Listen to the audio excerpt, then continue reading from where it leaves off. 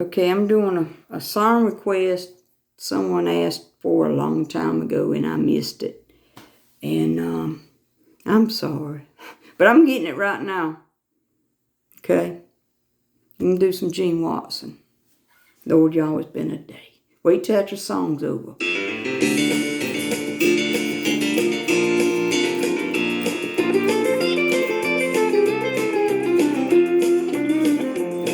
I still recall the morning that I met you, standing out in front of Wilson's Five and Dime, staring through the window at the jewelry, hungry for the things you couldn't buy. Just like a fool, I thought that I could please you. I saw you had an eye for things that shine. I paid $7 sawmill for a bracelet just to satisfy your 14-karat mind.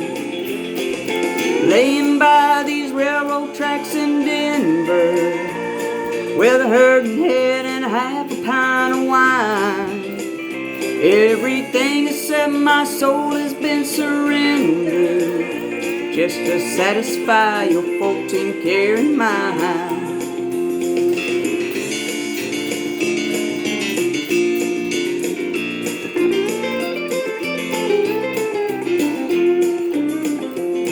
The cabin that I built in West Virginia was not enough to keep you satisfied, 'cause a man that's got a sawmill occupation can't afford to feed a rich girl's appetite. Well, I wonder if you're still with Willie Jackson.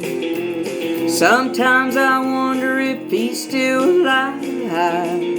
Oh, Willie, he gave up his wife and children just to satisfy your 14-karat mind. Laying by these railroad tracks in Denver with a hurting head and a half a pint of wine, everything except my soul has been surrendered just to satisfy your 14-karat mind.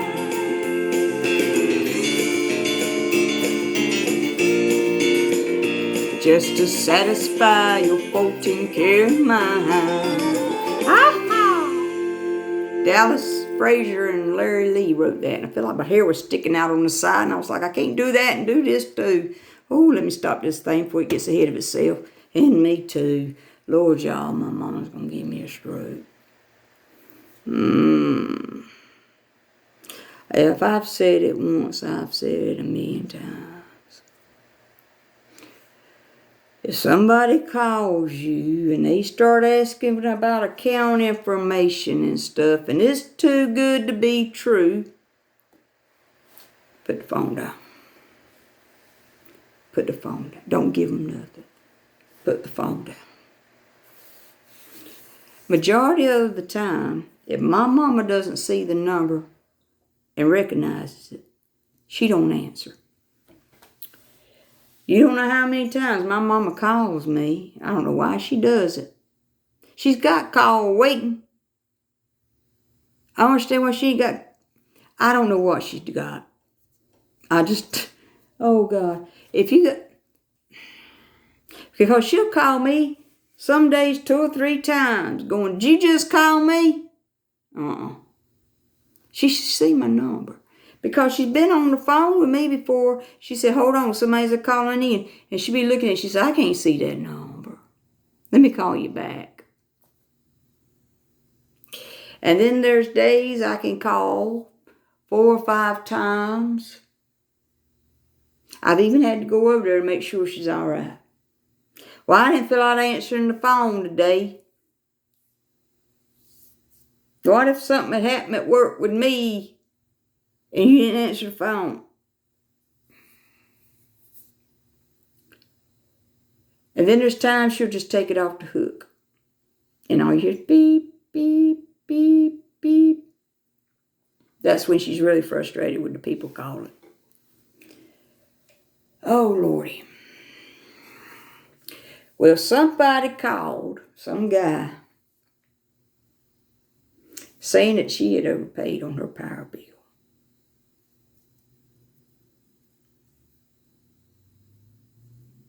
And was wanting her account information so they could send her money. And told her that when the second call comes in to say yes 3 times.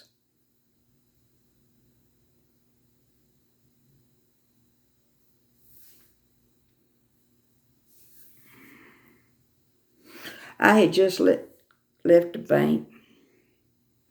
I had to go one time today. 2 or 3 days ago. One day this week I had to go by there and take care of something. Actually, it was 3 different things I had to take care of.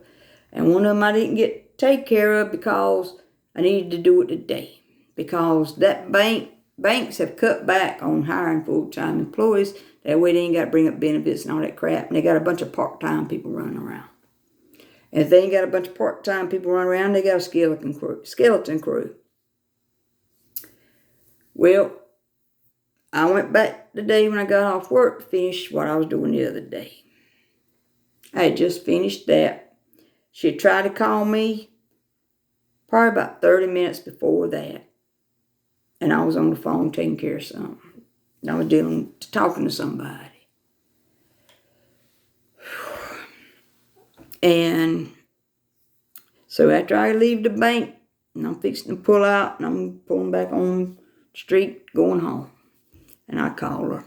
And I say, "You called me, right?" "Yeah." And she went into one little thing. That didn't last long.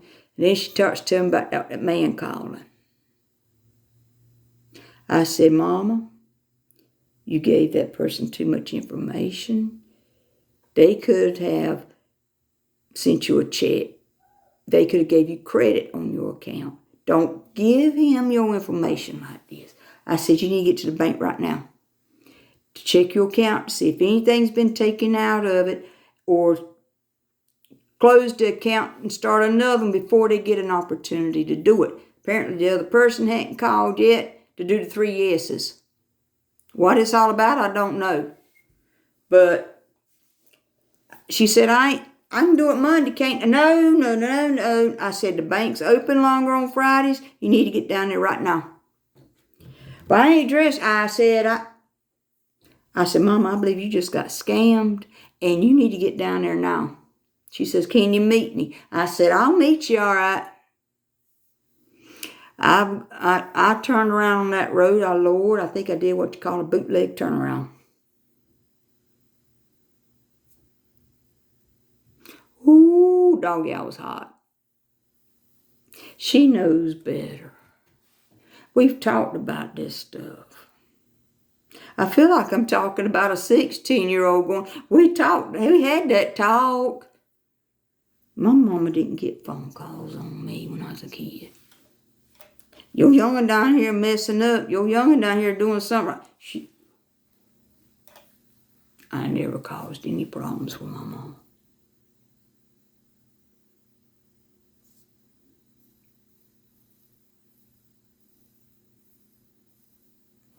I get to the bank before she does.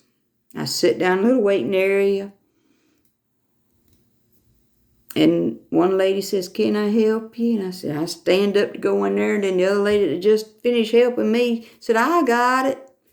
So I went over there. I said, "She's already dealt with me one time today. Miss, finish it off with this one too." And I proceeded to tell her what my mother had just told me. And she says, "I've been having some strange calls, but maybe they didn't get enough information." I said, "If she gave them her account numbers, they got too much."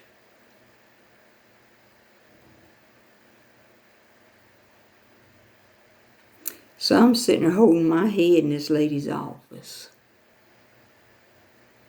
And I hear my mama's voice out in the open bank area.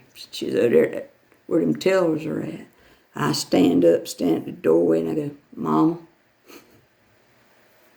I should have called her by her full name. And she's like, that's my young, I got, no, Lord, don't. I sit down, she's got a piece of paper in her hand. She lays it down in front of that woman. She said, this is our conversation, talking about her and that man. And that lady's looking at it and all this stuff, and the lady tries to call the number that he gave her.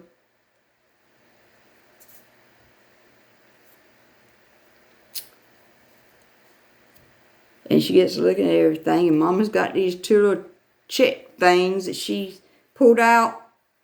And she said, this is what I gave him. And that woman looks at me, and she looks at Mama, and she says, I'm afraid your account has been compromised. Oh, let me see this guitar down. Oh, God. Luckily, thank the Lord, they were going to put a freeze on it. Then I said, just switch it. Just switch it. She said, I think that's the best thing to do. Oh, man. So Mama has got a new account. They did away with all that other junk. And that lady proceeded to tell my mom everything I've told her in the past about phone calls.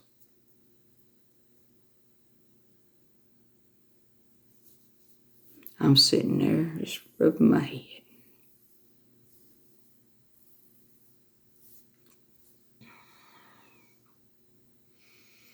I looked at my mom and said, why'd you give him this stuff? I don't know.